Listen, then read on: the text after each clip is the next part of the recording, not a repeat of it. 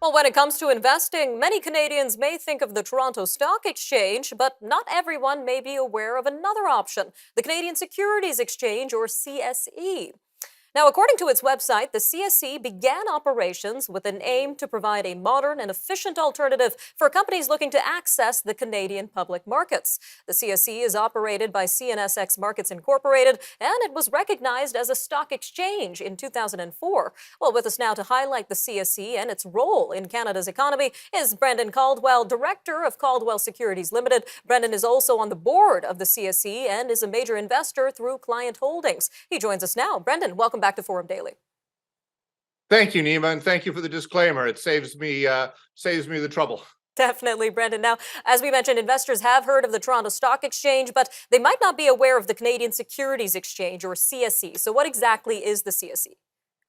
Well, for the last 19 years, the CSE has been a competitor to the Toronto Venture Exchange, or the TSX Venture Exchange, which was set up to make it easier for entrepreneurial companies, smaller companies to get listed. Well, the CSE for the last 19 years has actually been a major competitor in that venture area, and where it started out doing oil and gas and mining exploration companies, branched out now into technology, Bitcoin and blockchain related companies. It's developed a major market in cannabis and even in psychedelic related companies. So it's doing the leading edge as well as the basic industries that Canada is famous for. And how much of an impact has it had on the Canadian economy so far? Well, it's been big. If you take the cannabis sector alone, a study by Deloitte a year or so ago said that I think between 2018 and 2021, cannabis sector added something like $50 billion to Canada's GDP. And the Canadian Securities Exchange is the leading listings venue in the world for cannabis stocks.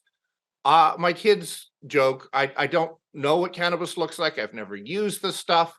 They suggest maybe I could do with it with a gummy or two, but it has been a major industry, and the TSX, for whatever reason, decided it didn't want to list cannabis companies that had any exposure into the US. I suppose the realistic reason was that at least federally, cannabis is still illegal in the US. So that all these companies got listed on Canada, on the CSX and CSE, I should say, and it's been a huge boon to the Canadian economy, just that one sector alone. Quite the sector indeed. Now, why is the CSE important to entrepreneurs in particular, Brendan? Well, really since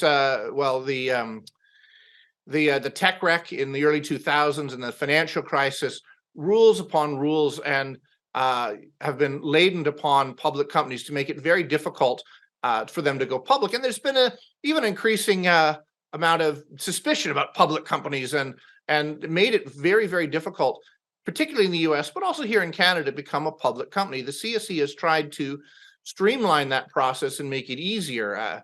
As the former CSE chairman was fond of saying, we have a secret strategy. We're nice to our customers.